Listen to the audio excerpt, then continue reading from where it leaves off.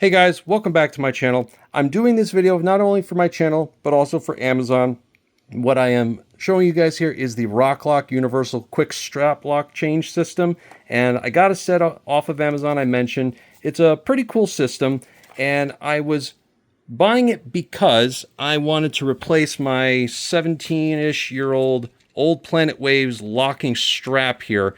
And it's a very similar design, basically. It's got a cam inside that locks the button to the strap here. It's got a rubber face to it, but unfortunately, something like this was bound to fail.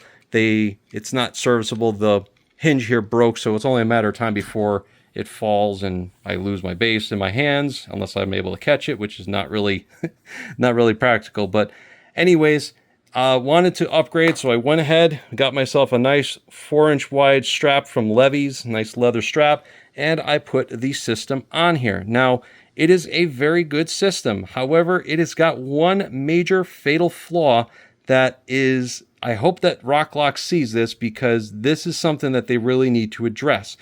Your typical strap button looks like this. This is a cheap glary base that actually sounds pretty good, but the biggest issue is that while this has been executed well, it's not going to go anywhere. This is what I'm really not happy with, because it's doing this. Now, they do give you in the kit this little sticker here, or rubber piece, whatever you call it, that's got some adhesive on it, and it's meant to stop it from ruining the clear coat and your paint finish on your guitar. But the biggest problem is this flaw right here. You see how thin it is right here? That is where this sticker that they give you is going to fall off, and where it's going to be constantly rubbing up against the side of your guitar here like this. It's not really the best design. Now, I know that they're trying to have this fit pretty much any size strap button, even the Dunlop strap locks that they sell, but this is definitely a problem. Now, the way I would try to solve it, and this is kind of counterproductive or maybe counterintuitive, I picked up for a few bucks these Ernie Ball silicone washers. Now, these are meant to actually put the strap on, and then you put these on the outside to prevent them from falling off. But what I would do is that I would just put them on like that, and say I didn't have this sticker on here, it would actually go on pretty easy, because now I actually have to put a little bit of force on it. But now, look at that. And it doesn't, and it floats over the finish, and I don't have any problems with that, and it's going to hold it in place perfectly.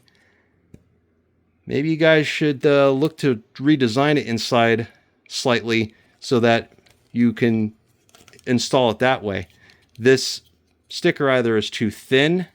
They definitely need to fix this part here. Maybe add more of a thickness, maybe to be the same thickness here as it is over here, and maybe the sticker would hold on there better.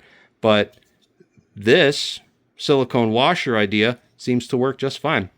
But that's the only flaw that I can see with this Rok-Lok design.